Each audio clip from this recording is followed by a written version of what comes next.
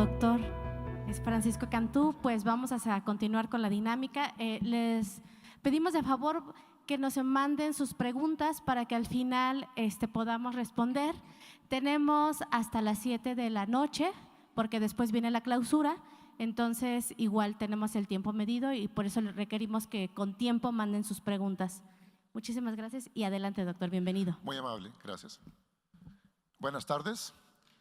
Es un placer y un gusto estar de nuevo con ustedes para tratar el tema que habíamos iniciado el día de ayer. Y prácticamente lo que vamos a hacer en esta ocasión es abordar dos temas que son importantes y que tienen que ver con la producción científica. El primero es acerca de publicaciones en conferencias arbitradas y el segundo tema tiene que ver con la administración de la investigación para hacer posible que los investigadores tengan un ambiente propicio que genere productos científicos. Entonces, para esto vamos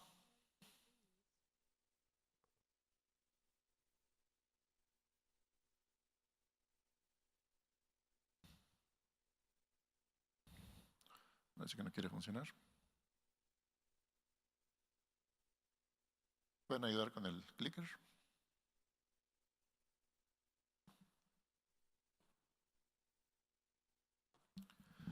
Para esto vamos a continuar con el tema de la producción científica. Ayer hablábamos de las revistas indizadas, las revistas, gracias, JCR, las revistas indizadas por Scopus. Y ahora lo que vimos, a un repaso nada más de lo que vimos ayer. Veíamos el panorama de la investigación en México, entendiendo el formato IMRAD, del cual ya se ha hablado en la conferencia anterior y en otras conferencias, la escritura académica, consejos, métodos cualitativos en la investigación, especialmente en el área de las ciencias sociales y las humanidades, la selección de revistas y aprendiendo del rechazo. Como ya lo comenté, en esta ocasión trataremos el tema de las publicaciones en conferencias arbitradas y en segundo lugar el tema de la administración de la investigación. Nuevamente un repaso, aquí tenemos Latinoamérica, la extensión del 13% de la superficie terrestre, 8.4% de la población del mundo, 3.5% de las publicaciones y 21 países. Es el contexto de los países latinoamericanos. Y tenemos por aquí que el caso de México ocupa, casi el 6% de la superficie de Latinoamérica, 19% de la población y el 17% de las publicaciones científicas que se generan en Latinoamérica, indizadas por Scopus, son mexicanas. Aquí tenemos la producción de México, más de 100,000 artículos en el quinquenio 13-17. Tenemos que, y uno es el promedio del impacto mundial, entonces en México andamos en 0.88 y esto se refiere a que estamos abajo del promedio mundial en el tema del impacto científico medido en citas. Y en el mundo habíamos dicho que se publican 14 millones de artículos por 13 millones de autores. El impacto normalizado se fija en 1 y tenemos alrededor de 6.3 citas por publicación.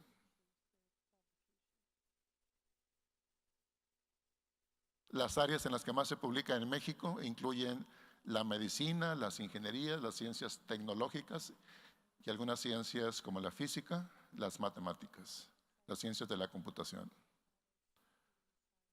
Y tenemos que en México se invierte menos del 0.5% del Producto Interno Bruto en investigación, comparado con porcentajes mayores que 1, entre 1 y 4 de otras naciones que incluyen a la Unión Europea como bloque, a China, a los Estados Unidos y al Japón, un área de oportunidad que tenemos como país.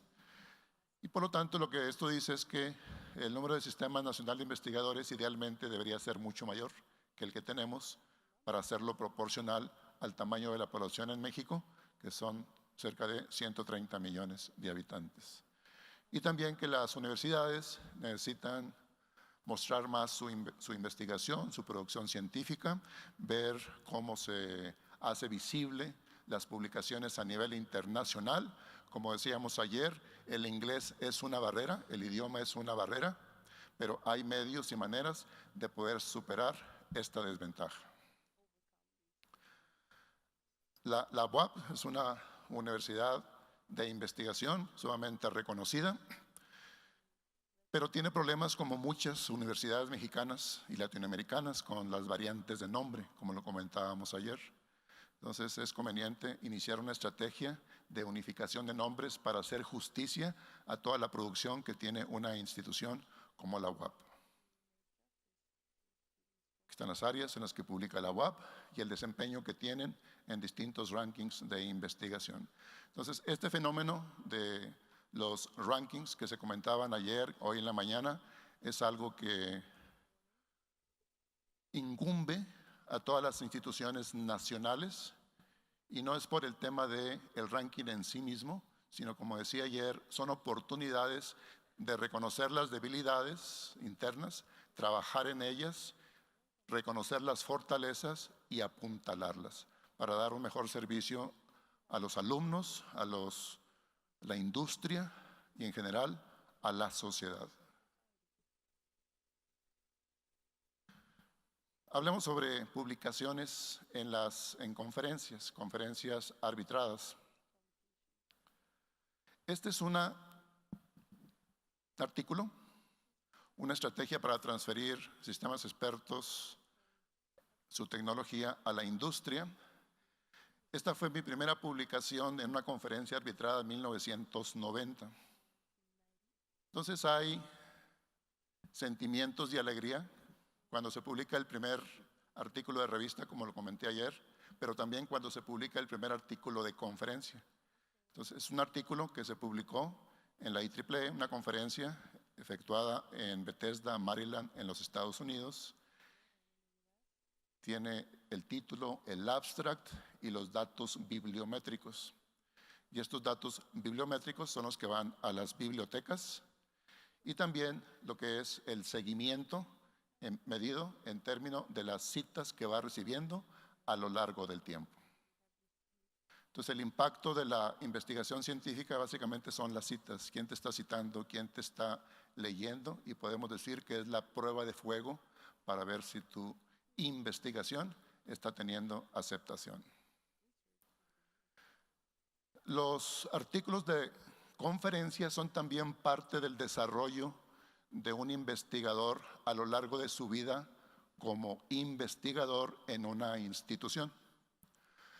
Entonces se puede hacer una combinación de artículos de conferencia con artículos de revista y por lo tanto trazar una especie de portafolio de cómo se pueden ir combinando publicaciones de ambos tipos, en ambos casos siempre arbitradas.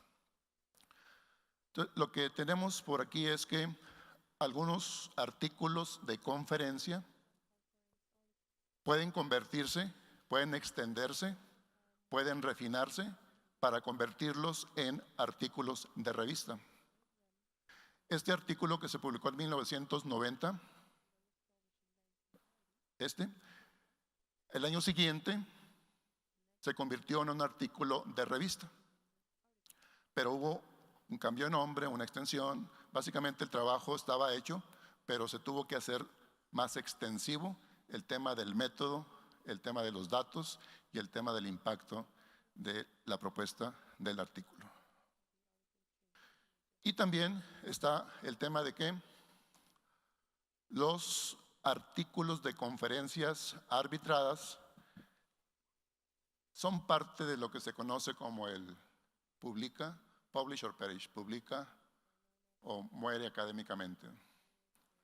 Ustedes saben que para permanecer en el Sistema Nacional de Investigadores se requiere un mínimo número de publicaciones. Si no tienes ese mínimo número en 3 años, si eres candidato, en 4 años, si eres nivel 1, 5 años, si eres nivel 2, 5, 10 años, si eres nivel 3. Si no cumples con la cuota, se aplica el publish or perish. Pero no son cualquier tipo de artículos, sino que son artículos que deben estar indizados por Web of Science. A este tipo de artículos también se les aplica el túnel de la investigación, el embudo de la investigación que veíamos ayer, aplicable a artículos de revista. El área de conocimiento, la subdisciplina, el problema específico, la investigación de la literatura, trabajo futuro que se ha reportado y que podemos continuar, qué métodos, qué datos vamos a utilizar en nuestra investigación en particular y luego proceder a lo que ya vimos, el formato INRAD para generar la publicación correspondiente. O sea, aquí está el modelo de lo que es la copa de vino, que resume lo que es el formato INRAD. Entonces, ¿por qué asistir a una conferencia? ¿Por qué vinieron ustedes a Entre Pares? Es una pregunta que nos podemos formular. Y puede haber distintos tipos de respuestas a esta pregunta. Queremos saber cuáles son los últimos desarrollos en el campo de la cienciometría, de la bibliometría, de las bases de datos, de los recursos para la investigación. Queremos saber quiénes son los proveedores que están ofreciendo productos. Entre paréntesis, los 40 premios que se acaban de anunciar son de Enago. Creo que se comentó Wiley, pero son de Enago. Entonces, esas empresas, ¿qué productos están ofreciendo? Puede ser uno de los motivos por los cuales yo asisto a Entre Pares. También para presentar trabajos, no sé si en este caso hay un call for participations de la conferencia Entre Pares. No la hay. ¿Salió una convocatoria para presentar artículos? Muchas conferencias sí tienen convocatorias para presentar artículos que son arbitrados para presentarse o también para hacer networking, conocer colegas, conocer amigos de otras instituciones o para conocer nuevas personas, nuevos contactos. Entonces, para los alumnos son muy útiles porque pueden, en algunos casos, conocer el estado del arte, definir preguntas de investigación, trabajar en la metodología, aprender técnicas de cómo escribir en inglés, entre otras ventajas. Entonces, la selección de una conferencia puede hacerse de 3 maneras. Ya sea que tengamos conferencistas invitados como los que hemos tenido durante el día de ayer, el día de hoy en la mañana. Son conferencistas invitados por los organizadores de la conferencia. Puede ser que también haya habido una convocatoria y que por lo tanto se manden propuestas para evaluación de pares de trabajos de investigación. O puede ser que yo asista simplemente como delegado para aprender sobre la conferencia con las ventajas que veíamos en la filmina anterior. Entonces hay que tener cuidado con a qué conferencias asistimos. También de una vez lo digo, va a estar disponible la presentación para todos aquellos que lo requieran. ¿Cuál es el alcance de la conferencia? ¿Quiénes son los conferencistas principales? ¿Cuáles son las oportunidades de relacionarse con otras personas? ¿Cuál es el tiempo? ¿Tenemos fondos para viajar? Los fondos los paga la institución, los paga el CONACYT, los paga la industria. O sea, ¿quién es el financiador?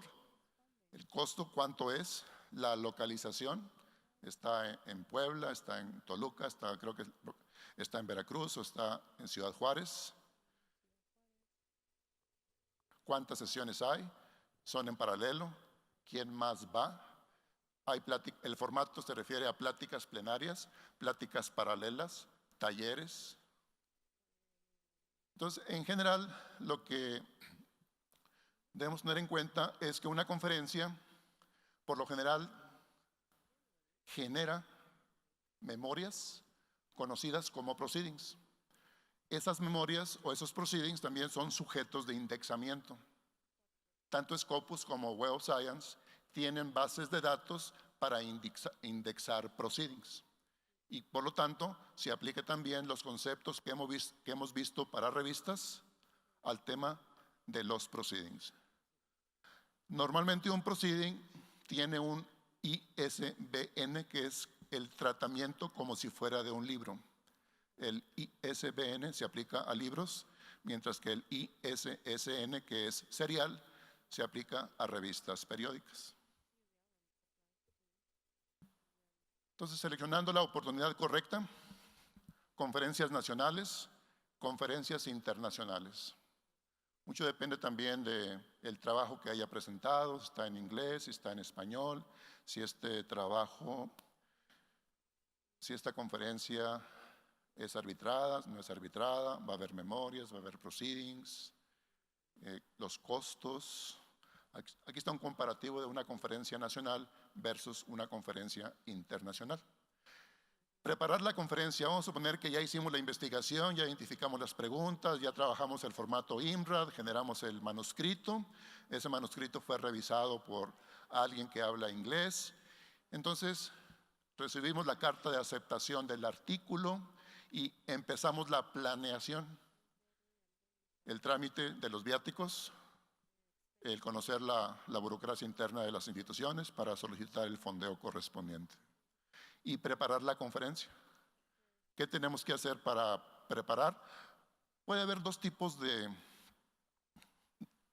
esquemas. En uno, primero se envía un abstract, un resumen, y es todo. Es decir, las memorias típicamente van a contener resúmenes de trabajos. Posteriormente podría haber una segunda versión después de la conferencia, 2 o 3 meses después, donde se invitan a ciertos resúmenes a extender el trabajo en texto completo para generar memorias. Ese es un esquema. Otro esquema es donde primero mandas el resumen de la plática del trabajo y se selecciona un conjunto de resúmenes y te avisan. Y entonces te dan un determinado plazo, 2 semanas, 1 mes, para mandar el texto completo. Entonces, en cualquier caso, pues hay que preparar el resumen, ver cuáles son los límites que tenemos en el número de palabras y sujetarnos a los lineamientos que se señalen.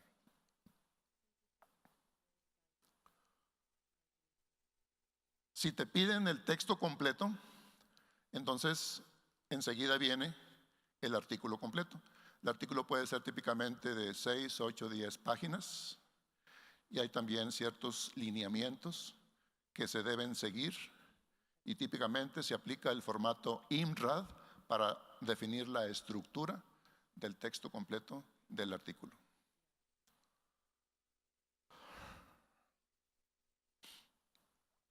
Ya se ha hablado de cuestiones de ética. ¿Quién es un autor de un artículo? ¿Quiénes son los autores? ¿Cuál es el rol que juegan los distintos investigadores que hacen posible un trabajo de investigación? Ya se ha visto temas tales como el primer autor, que es importante para el SNI, el autor correspondiente, que también es importante para el SNI, o la definición del trabajo que cada quien llevó a cabo durante la investigación, incluyendo la escritura de este trabajo. Entonces es muy fácil caer en la tentación y en mi institución se han dado situaciones donde ponme como autor porque yo soy el director del centro y te presto el laboratorio. Entonces todo ese tipo de cuestiones, la institución debe tener mecanismos de denuncia anónima, sería conveniente que los tuviera. Tenemos un sistema que se llama ETOS, donde se pueden mandar quejas al área de recursos humanos para denunciar una conducta no apropiada.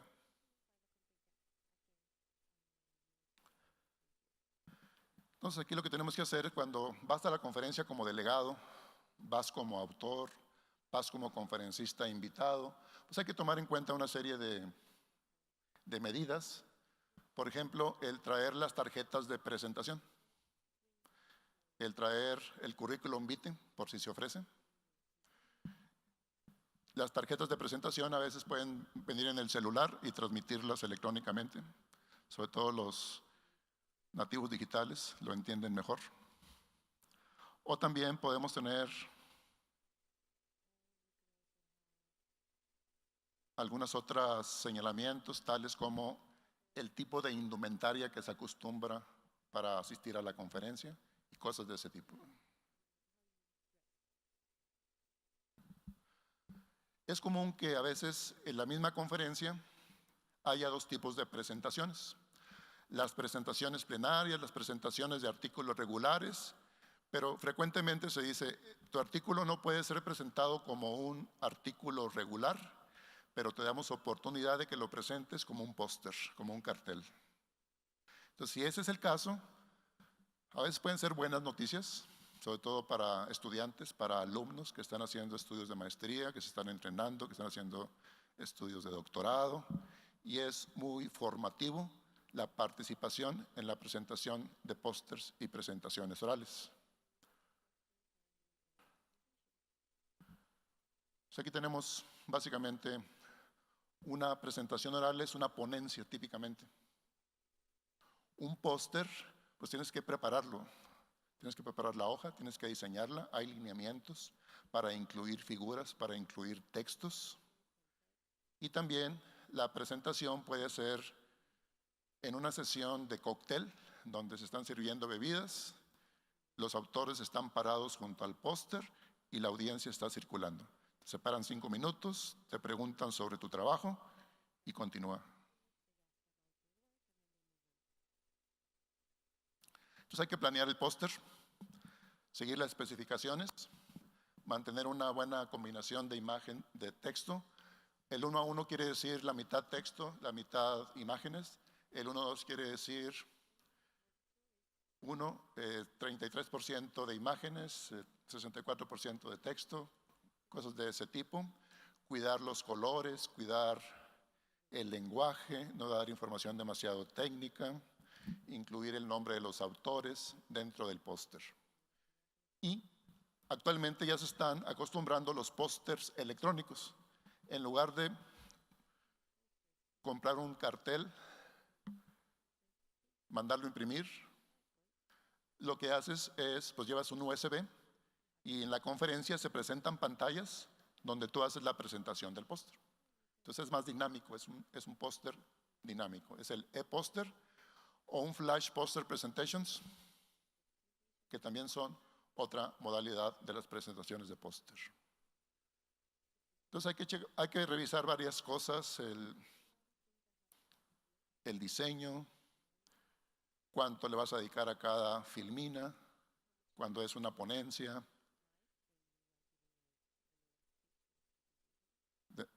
conservarlo no demasiado largo. Y entonces son algunas guías que se pueden dar.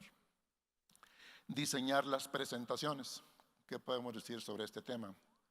Podemos decir que se debe especificar qué problema estamos solucionando, cómo lo estamos solucionando, qué resultados obtuvimos y qué conclusiones tenemos y las implicaciones de esas conclusiones. Es lo que debe contraer el artículo de conferencia o incluso el póster. Entonces, si es una presentación, una ponencia de 10 a 12 minutos, hay que hacerlo en 10 minutos y dejar 2 minutos para posibles preguntas que puedan surgir de la audiencia. Y ahí tenemos los slides. El primer slide es la introducción. El segundo slide, el índice. El otro, background, motivación, métodos, resultados. Total, te debe dar alrededor de 10 a 15 slides, dedicándole de 30 segundos hasta 1 minuto por cada slide. Si es una presentación como una plática invitada, pues entonces normalmente se hace una introducción, el conferencista presenta el cuerpo de la presentación y tiene las conclusiones como cierre, de 20 a 60 minutos. Y algunos otros hints de diseño, el tamaño de la letra, las imágenes simples, evitar las mayúsculas, los efectos de delineado y cuidar el uso de los colores. Por ejemplo, aquí, de la parte a mi izquierda, pues no es fácil leer ese texto porque hay un rojo de fondo y un verde amarillo, que es el color de la letra. No es fácil leerlo. En cambio, el de mi derecha presenta un mejor contraste con un fondo oscuro y las letras claras. También una imagen dice más que 1000 palabras, entonces las imágenes son recomendables, pero de todas maneras una sola imagen no debe hablar por sí misma, ayuda al lector. De todas maneras, cualquier figura que presentemos en una imagen debe traer una breve explicación del significado, aunque en primera instancia, de un solo vistazo, el lector se puede dar una idea de qué estamos hablando o qué idea estamos tratando de transmitir. Preguntas y respuestas en la conferencia. Hay que practicar, hay que hacerlo una vez que tienes la presentación, entonces practicas, se la puedes presentar a tu amigo, a tu amiga, a tu novio, tu esposo, tu esposa, para que te den retroalimentación. Entonces se puede practicar en un cuarto especialmente preparado para los presentadores. Algunas conferencias lo tienen. Aquí hay un cuarto para los presentadores, se puede practicar. Y también tratar de ajustarse al tiempo disponible. Entonces hay que tener flexibilidad porque de repente no falla el proyector, de repente no funciona el clicker o el sonido no funciona, entonces tener un periodo de elasticidad para manejar ese tipo de consistencias. El cuarto de preparación de las pláticas, como ya lo comenté. Y también, muchas veces, en mi primera ocasión que presenté en Estados Unidos, estaba muy nervioso, bastante nervioso, en 1990. Por lo tanto, pues es normal que eso ocurra, pero también hay que tener algunas motivaciones, algunos consejos para superar los nervios cuando se hace la primera presentación.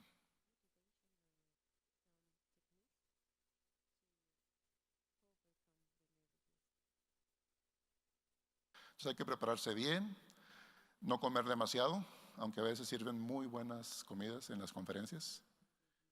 También a veces hay cócteles, hay eventos sociales la noche anterior y en la mañana te toca presentar a las 8 de la mañana. O sea, hay que tener en cuenta todas esas circunstancias, ejercitarse un poco y a veces a uno le tiembla la mano, ¿verdad?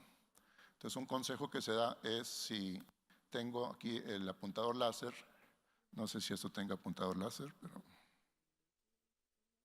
entonces, ¿tiene apuntador? Aquí está. Entonces aquí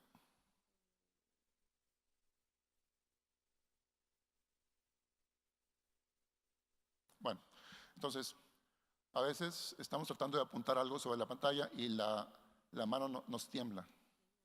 Entonces, la recomendación es usar la otra mano y sostenérsela para controlar. No es Parkinson, es simplemente nervios, ¿verdad? Es como una recomendación. Entonces, practicar la postura y la gente no viene a juzgar tu persona, la gente viene a juzgar tu trabajo. Entonces hay que tener en cuenta eso.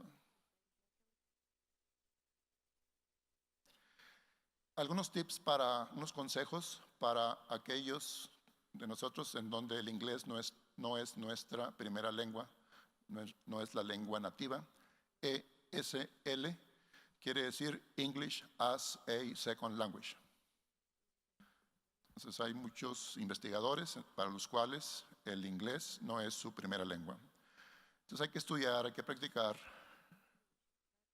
He conocido alumnos en conferencias, investigadores, autores orientales, que se aprenden de memoria en inglés todo lo que va a decir la presentación. Entonces, pero cuando se hacen preguntas, no son capaces de entender la pregunta.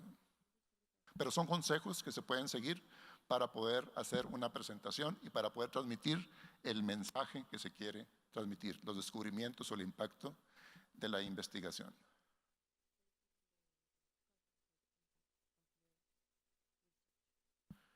El tema del acento. O sea, el tema del acento no nos debe dar pena hablar con acento de hispanoparlantes. A los norteamericanos o a los europeos, a los chinos, a los orientales, no les da pena hablar español con su propio acento. Y lo notamos, ¿no? Entonces lo mismo, no hay un acento universal. Entonces cualquier persona que hable tiene un acento de algún tipo. Por lo tanto, si yo hablo en inglés, no me debe dar pena hablar con un acento, siempre y cuando transmita las ideas correctamente, siempre y cuando no invente cosas que no debo decir, pero el acento no debe ser un tema que evite que me ponga nervioso o que no diga las cosas apropiadas.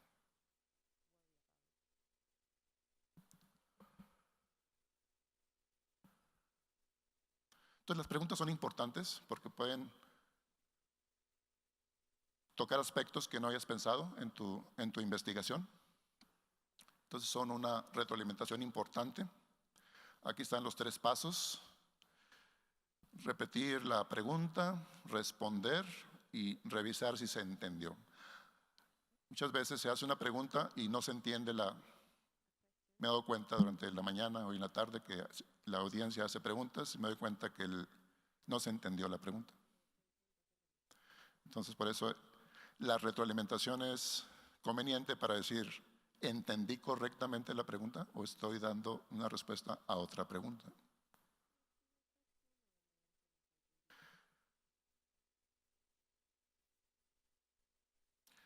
Entonces, hay que decir, si no conoces la respuesta, como ocurrió o en la tarde, o en la mañana, ayer, no sé la respuesta a la pregunta, lo siento. O sea, no nos debe dar pena decir, no sé, lo voy a investigar, ¿no? O no está dentro de mi línea de investigación.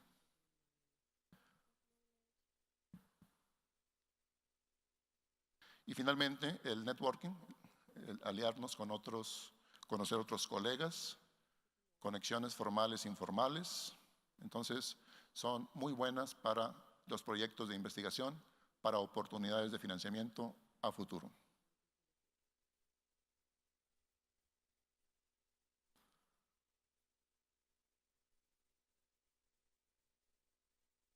Y luego el seguimiento. De cada conferencia yo regreso con algo así de tarjetas de presentación. Entonces, esas tarjetas de presentación, pues las traigo a la oficina y empezamos a clasificarlas y a darle seguimiento a los contactos que se establecieron en la conferencia. Y darle seguimiento, mandarle un mensaje a aquella persona que tiene una línea de investigación similar a la tuya. El seguimiento es importante. Aquí tenemos algunos otros casos de publicaciones. Entonces, las publicaciones también están sujetas a lo que es la escritura. Entonces, las herramientas que hemos visto de los distintos proveedores el día de hoy son también útiles para mejorar la escritura de los artículos. Y también, como ya lo comenté, pues es importante el impacto de los artículos medido en términos de citas. Aquí tenemos un caso, Lecture Notes en Computer Science, es una publicación de mucho prestigio, de conferencia. Otra es lo que tiene esta otra, presentada en 2005, en la Asociación de Sistemas de Información Norteamericana, y el seguimiento de las citas. Y aquí también se aplica lo de, como ya lo dije al principio, publica o muere, publish or perish, pero normalmente los artículos de conferencia no tienen el nivel de exigencia que sí tienen las revistas.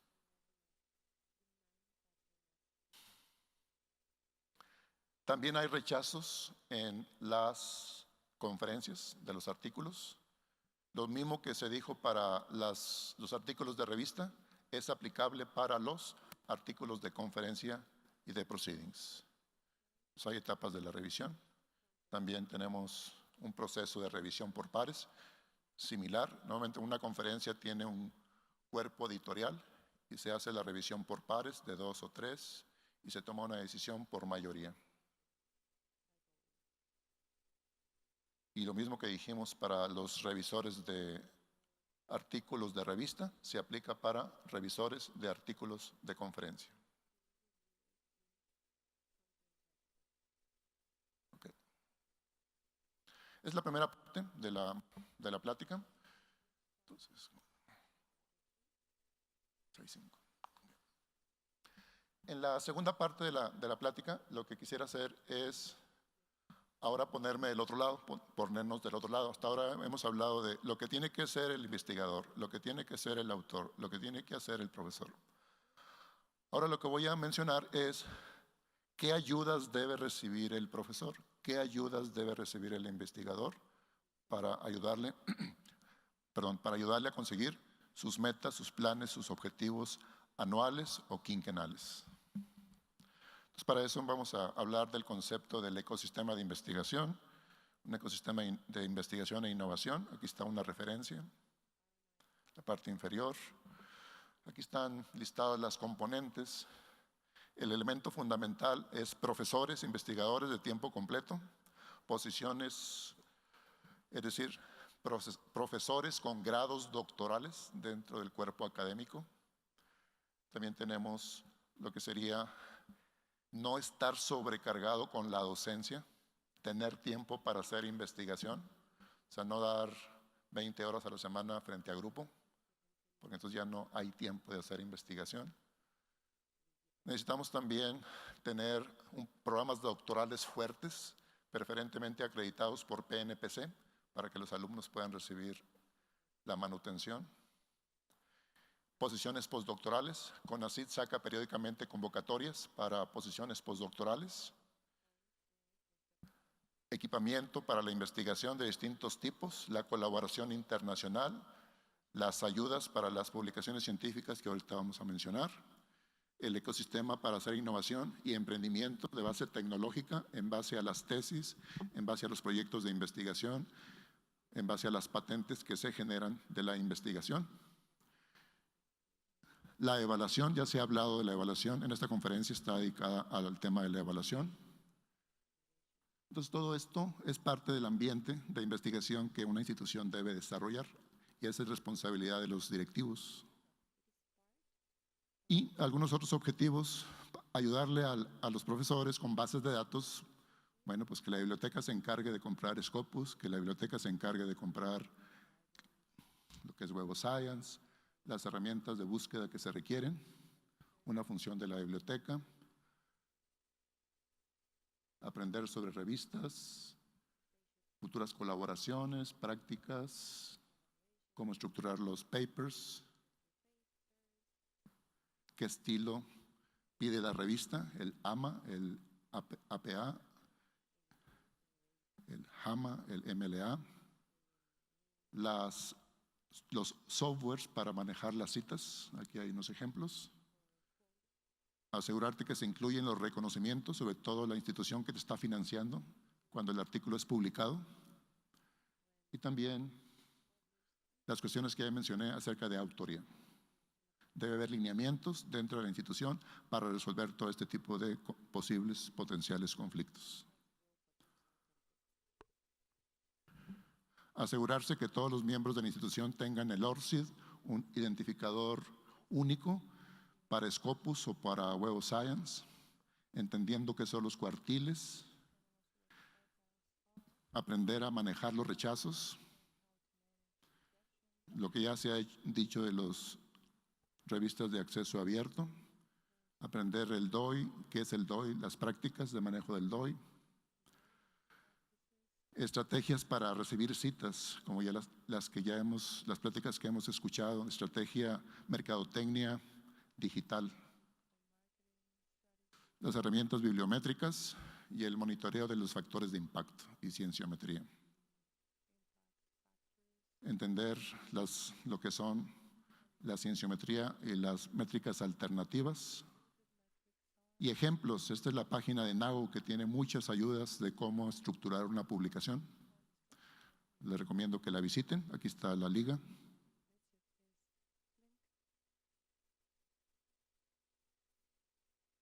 La página de Scopus, obviamente se requiere una licencia. La página de Clarivate Analytics se requiere una licencia.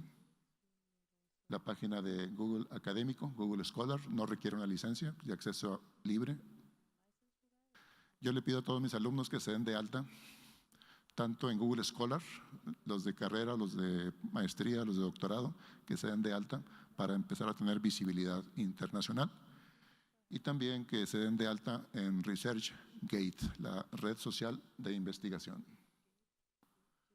Este es un libro que se publicó a principios de año, que contiene 5 capítulos que describen las principales bases de datos bibliométricas, tales como Web of Science, Scopus, Google Scholar y el tema de los repositorios institucionales.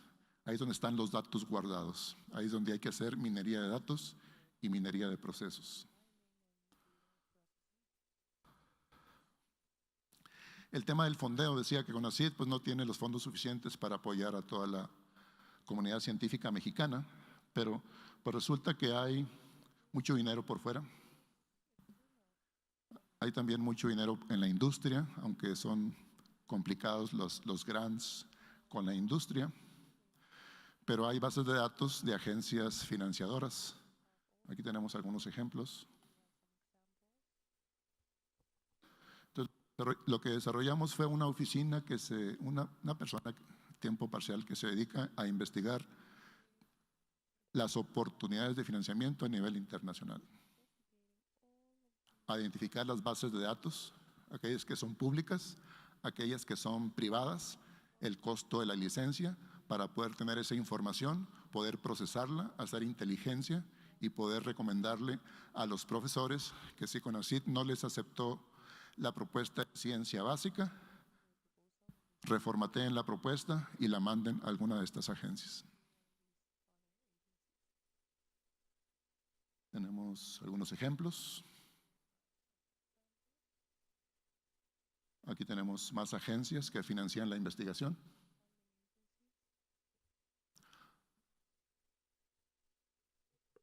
Gates Foundation, por ejemplo.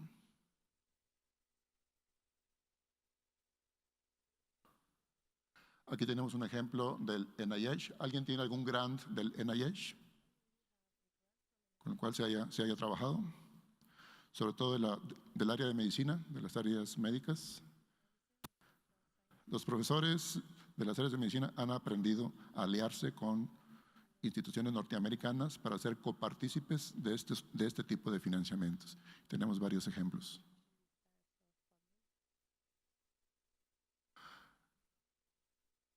Elsevier tiene una base de datos de agencias de financiamiento.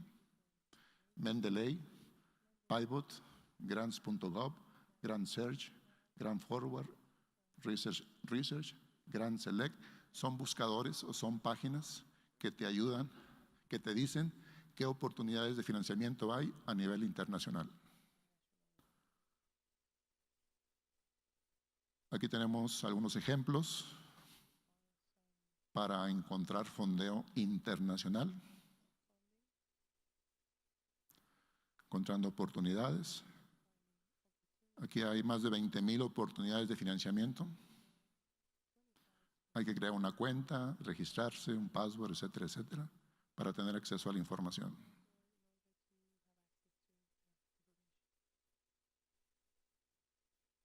En esta base de datos hay más de 2,300 organizaciones que fondean proyectos de investigación.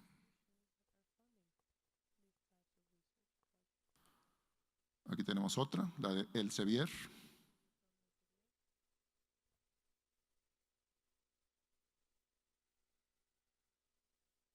Tiene un esquema de soluciones de fondeo para los investigadores.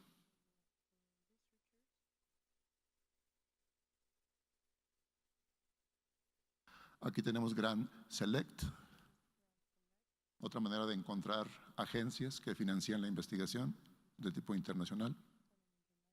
Aquí tenemos Pivot, otra base de datos que te ayuda a encontrar oportunidades de financiamiento de la investigación. Entonces hay retos. Una dirección de investigación de una institución debería estar haciendo búsquedas de estas bases de datos y mandando alertas a los profesores, investigadores de la universidad para decirles: tienes todas estas oportunidades de fondeo. Entonces, una vez que tienes el dinero, pues tienes el proyecto. Y una vez que tienes el proyecto, las oficinas deben ayudarte a administrar el proyecto. Hay tipos de proyectos, grants de la industria, fellowships. Hay un ciclo de vida de los proyectos de investigación, desde la elaboración de la propuesta hasta la entrega del reporte técnico y el reporte financiero, y las publicaciones que de ahí se derivan. Entonces, es responsabilidad de la dirección de investigación el hacer el lobbying con el CONACYT, con las agencias internacionales, con NSF, con la Unión Europea, y estar en contacto con todos ellos. Hay recomendaciones antes del proyecto, una vez que se aprueba el proyecto, y las cuestiones ya que se han comentado mucho de tipo ético. Antes de la propuesta, aquí están algunos hints. El apoyo que se le da al profesor para elaborar la propuesta, la experiencia de los que han evaluado proyectos. A veces se financia 1 de 10, pero bueno, ese 1 pues ya puede ser que te permita seguir andando y seguir trabajando. A lo mejor ese 1 se convierte en 2 la siguiente vez, pero sin embargo hay un proceso de aprendizaje de cómo elaborar las propuestas. Después de que se te da el grant, entonces hay también responsabilidades de la oficina de investigación para asegurar que se cumplan las normas que establece la agencia de financiamiento.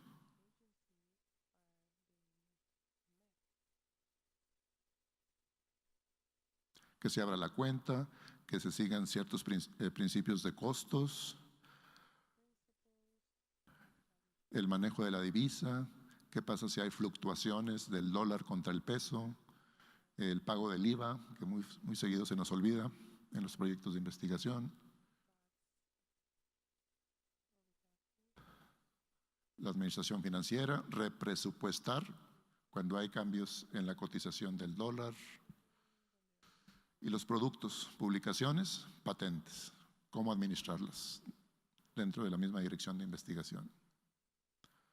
La evaluación de la investigación, la educación de investigadores y el prestigio. Entonces, todos son aspectos que la dirección de investigación debe entender muy bien para ayudar a los investigadores. Bueno, esto me lo voy a saltar. Y finalmente tenemos lo que son los puntos relevantes. Entonces, los responsables de la investigación, los administradores, tienen una función muy importante dentro de la universidad, del instituto, para ser un área de servicio.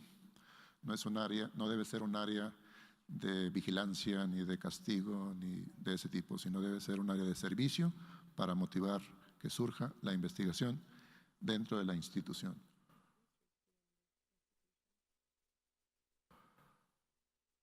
Y finalmente, pues vamos a ver el tema que se refiere y que también es una función de las direcciones de investigación: cómo capitalizar los avances, cómo capitalizar los logros, los proyectos exitosos, las publicaciones de los investigadores, los premios recibidos, la exposición de los investigadores en la arena internacional.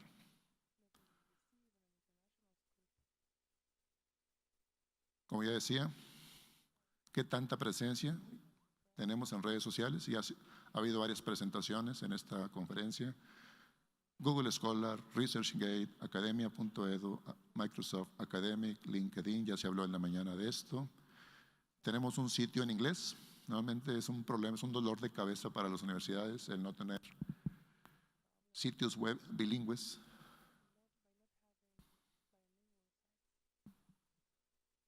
Tenemos un esquema de mercadotecnia internacional con folletos, con panfletos, con banners, con todo lo que es mercadotecnia digital para promover los resultados de investigación de la institución. Aquí tenemos un ejemplo, un investigador muy exitoso, muy citado de la UAP. Es el perfil que construye Scopus para este investigador del área de física. Entonces, ¿qué tanto promovemos a estos investigadores? ¿Qué tanto los reconocemos, los premiamos? ¿Qué tanto los apoyamos para que sigan formando recursos humanos? Hay ceremonias semestrales, anuales dentro de la institución para reconocer al profesor más citado el último año, al profesor que publicó más, al profesor que publicó en la revista con mayor factor de impacto, darles motivaciones, champús de cariños o darles palmaditas.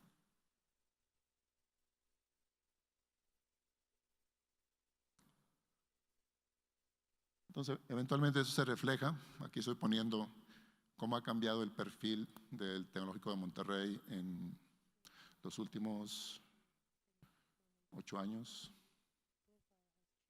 Porque estos rankings como el QS, Times Higher, US News, están basados 60-70% en resultados de investigación, pero los resultados normalmente son per cápita, porque si nos vamos a volumen, la UNAM, el Politécnico, la UAM, pues tienen cantidades enormes de publicaciones. Pero cuando se divide ya por el número de profesores o investigadores, entonces ya tenemos razones, tenemos cocientes, que es lo que consideran las ranqueadoras, es decir, indicadores per cápita. Por lo tanto, ¿cómo entender la metodología de la ranqueadora? ¿Cómo organizar los datos que la universidad puede proporcionar? ¿Cómo monitorear lo que Scopus o Web of Science están reflejando de la institución?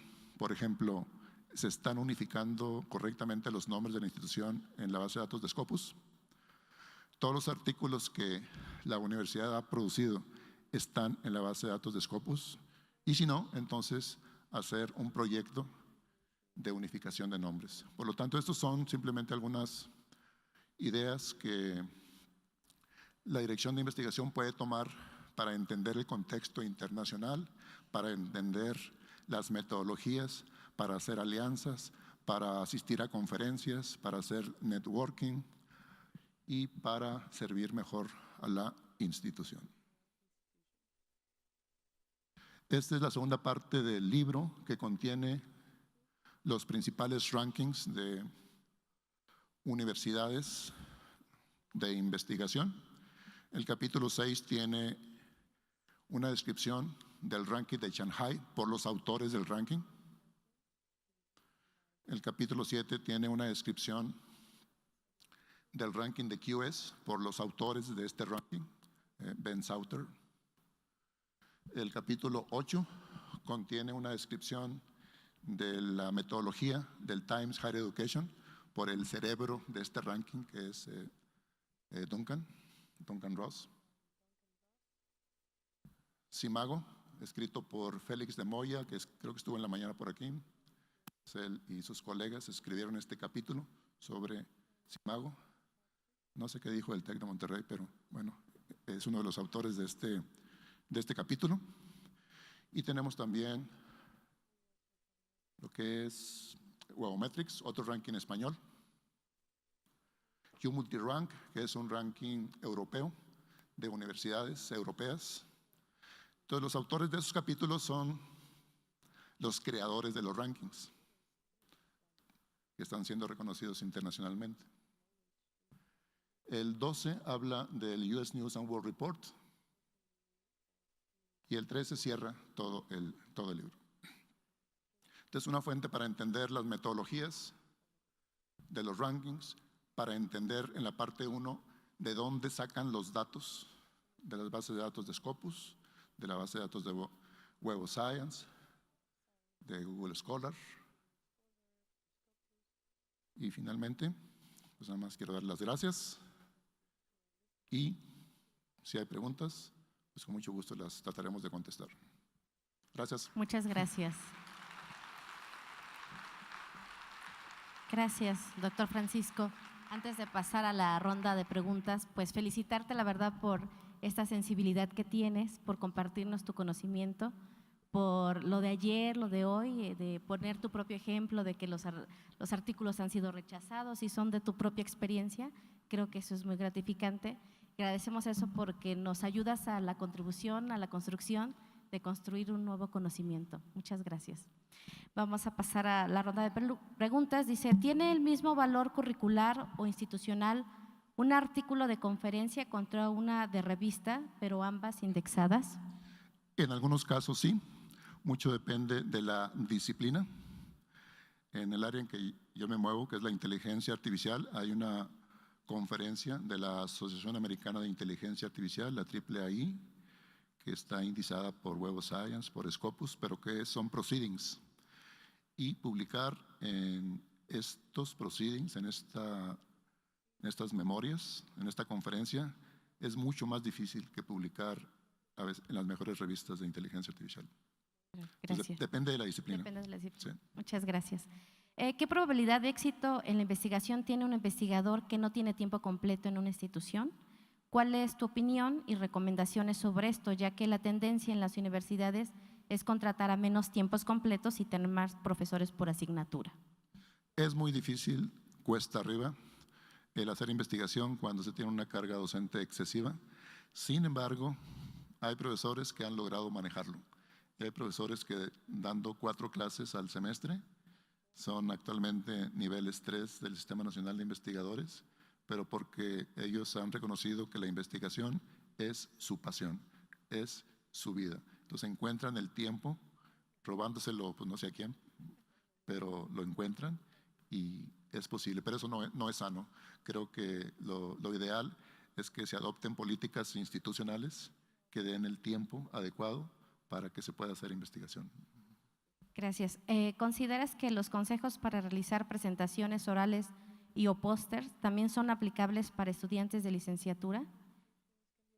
Yo creo que sí. No sé cuál sería el tipo de presentación de un estudiante de licenciatura, pero a veces hay presentaciones de proyectos al final del semestre o hay también proyectos que se hacen en escuelas prácticas o hay algún tipo de actividad que requiere la elaboración de un documento. Entonces, estas mismas guías sirven para elaborar esas presentaciones.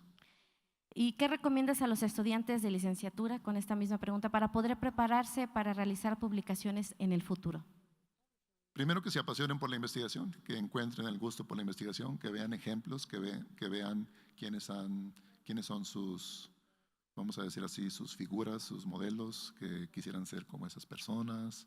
Si la investigación les apasiona, les gusta, que encuentren un mentor dentro de la institución que los vaya guiando y los vaya orientando para desarrollarse como investigadores mientras hacen los estudios de licenciatura. Gracias. Aquí hay otra pregunta muy larga. ¿Hasta dónde soy consciente para el SNI? Las conferencias son una especie de oveja negra respecto a espacios para publicar.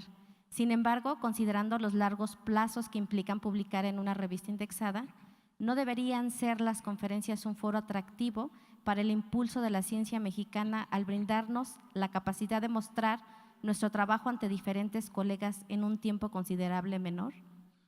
Yo pienso que sí es una lucha constante que hacen las academias, las sociedades científicas de las distintas disciplinas, el reconocimiento de la importancia que tienen las memorias.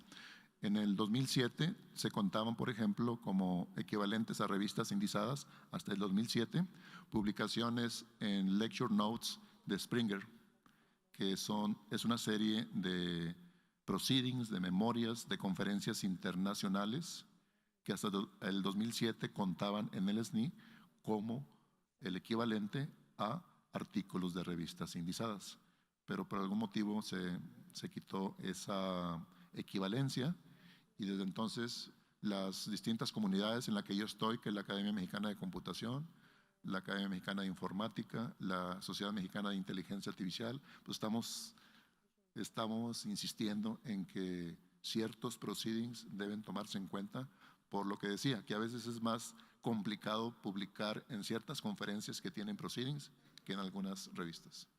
Perfecto. ¿Cuál sería la estrategia entonces para involucrar a los estudiantes de pregrado para hacer investigación? Yo creo que las demos, los proyectos de robótica atraen mucho la atención de los alumnos de prepa, por ejemplo. Entonces empezar a entusiasmarlos. De hecho, ya nos están llegando alumnos que nacieron en el 2000 para acá, de 17, 18 años. Entonces ya traen mucho conocimiento del manejo de robots. No nada más los videojuegos, sino los robots, y por lo tanto son una manera de poder inducirlos a la experimentación científica, a la ciencia experimental, y sobre todo que atrae mucho el poder trabajar con los robots, el poder moverlos, el programarlos, el participar en concursos. Por lo tanto, sería una recomendación en las áreas tecnológicas, pero también lo mismo se puede pensar en otro tipo de concursos de software, concursos de economía, de arquitectura, de diseño de vehículos autónomos, que son esquemas que se desarrollan en las licenciaturas, en las carreras académicas, para poder inducir a los alumnos hacia la investigación, incluyendo las humanidades y las ciencias sociales también. Concursos de poesía, concursos de literatura, clubs de poesía, son también mecanismos para ir adentrando a los alumnos a lo que es en sí la investigación en las humanidades y en las ciencias sociales. Ahora, se ha hablado mucho de la coautoría y se ha hablado mucho de que hay que participar en equipos de colaboración. Esto es aplicable a las ciencias exactas y a las ciencias naturales, a las ciencias experimentales, pero no necesariamente es cierto en las ciencias humanísticas. En las humanidades se ve mal que haya más de un autor en ciertos casos. Por ejemplo, un poeta, un novelista, generalmente publica solo, ¿eh? El libro, el poema. Tenemos Octavio Paz, tenemos el ejemplo de Gabriel García Márquez.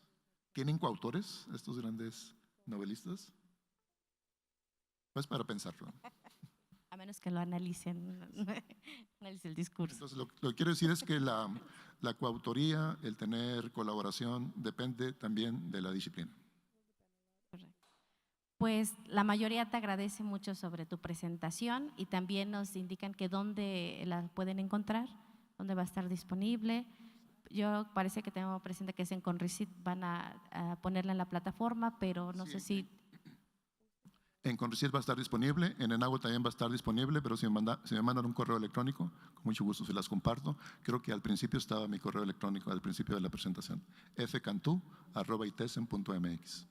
Perfecto, pues muchísimas gracias por tu presentación y te vamos a dar tu reconocimiento por parte de la Conrecit. Tenemos una medalla de la UAP y tu constancia. Muchísimas gracias.